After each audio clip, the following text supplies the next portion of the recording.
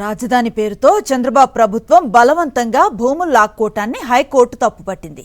భూసేకరణ చట్ట నిబంధన ప్రకారమే జరగాలని తేల్చి చెప్పింది. చట్టబద్ధమైన అధికారం లేకుండా ఏ వ్యక్తి ఆస్తిని లాక్కోవటానికి వీల్లేదని చంద్రబాబు ప్రభుత్వానికి హైకోర్టు మరోసారి స్పష్టం చేసింది. చంద్రబాబు ప్రభుత్వం అధికారంలోకి రాగానే అమరావతి పేరుతో అరాచకం మొదలుపెట్టింది. రాజధానికి భూములివ్వాలంటూ రైతుల్ని ముప్పతిప్పలు పెడుతూ వేధిస్తోంది. ప్రభుత్వ వేధింపులు భరించలేక రాజధాని రైతులు లబోదిబోమంటున్నారు. తుళ్లూరు మండలంతో పాటు తాడేపల్లి మండలంలోని పెనుమాక, ఉండవల్లి, మంగళగిరి మండలాల్లోని నవులూరు, ఎర్రబాలెం, బేతపూడి, నీరుకొండ, నడుమూరు గ్రామాల్లో చాలా మంది రైతులు రాజధానికి భూములు ఇవ్వలేదు. అయితే ప్రభుత్వం మాత్రం వారి దగ్గర నుంచి బలవంతంగా భూములు తీసుకోవడానికి శతవిధాల ప్రయత్నిస్తోంది. ఇందులో భాగంగానే ఓవైపు భూ సమీకరణ, మరొక వైపు భూ సేకరణ అస్త్రాన్ని ప్రయోగిస్తోంది.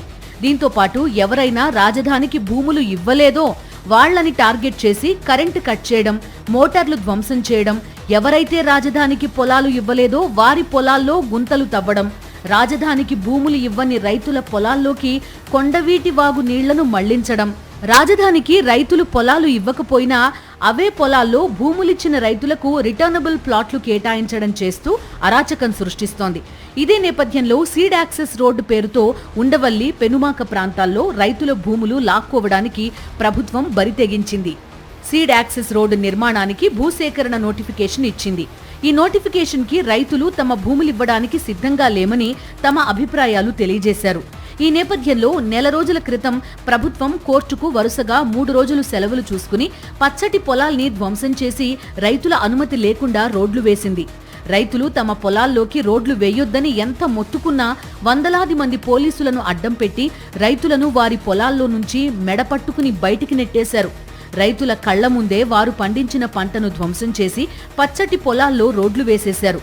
మీరు ఏం చేసినా మీ పొలాలను తీసేసుకుంటాం, ఒకవేళ భూసేకరణ కింద మీ భూములు తీసుకోవాలని చెప్తే మీ అకౌంట్లో డబ్బులు వేసేస్తాం, మీకు సంబంధం లేకుండా భూములు లాగేసుకుంటామంటూ సిఆర్డీఏ డిప్యూటీ కలెక్టర్లు రైతుల్ని బెదిరిస్తున్నారు.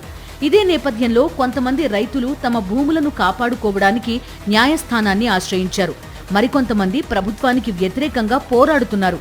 ప్రభుత్వం భూసేకరణ చట్టాన్ని అమలు చేస్తున్నామని చెబుతుందే కానీ అందులో ఒక్క నిబంధన కూడా అమలు చేయట్లేదు. భూసేకరణ పేరుతో ప్రభుత్వం రైతుల భూములు కబ్జా చేసి దౌర్జన్యంగా రైతుల నుంచి భూములు లాక్కుని తన పని తాను చేసేసుకుంటుంది. ఈ నేపథ్యంలో తాడేపల్లి మండలం పెనుమాకలో విజయవాడకు చెందిన చోడిశెట్టి నిర్మలతకు 65 సెంట్ల భూమి ఉంది. ఈ భూమిని బలవంతంగా ప్రభుత్వం లాక్కోవడానికి భూసేకరణ చట్టాన్ని ప్రయోగిస్తోంది. చట్టంలోని నిబంధనలు పాటించకుండా ప్రభుత్వం రైతు దగ్గర నుంచి భూమి తీసుకోవడానికి ప్రయత్నించింది.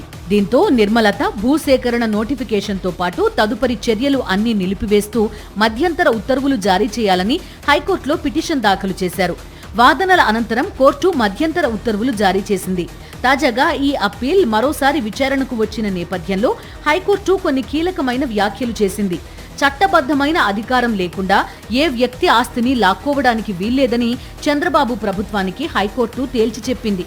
ఏ వ్యక్తి ఆస్తిలో అయినా అతి చిన్న భాగాన్ని సేకరించాలన్నా అది చట్టానికి లోబడి జరగాల్సిందేనని మరోసారి స్పష్టం చేసింది. ఈ వ్యవహారంలో రైతు నిర్మలత ప్రయోజనాలను కాపాడడం సమంజసమైన చర్య అని హైకోర్టు తేల్చి చెప్పడం ఇప్పుడు చర్చనీయాంశంగా మారింది.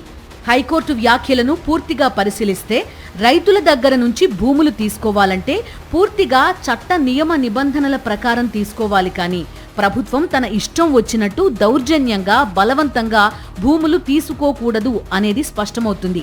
హైకోర్టు ఉత్తర్వులతో రాజధాని రైతుల్లో మనోధైర్యం పెరిగింది. ఖచ్చితంగా రాజధాని పేరుతో భూములు బలవంతంగా లాక్కుంటూ ప్రభుత్వం చేస్తున్న అరాచకంపై న్యాయ పోరాటం చేస్తామంటున్నారు రాజధాని ప్రాంత రైతులు. మరిన్ని అప్డేట్స్ కోసం ఛానల్ ను సబ్స్క్రైబ్ చేయండి. నోటిఫికేషన్స్ కోసం బెల్ ఐకాన్ పై క్లిక్ చేయండి.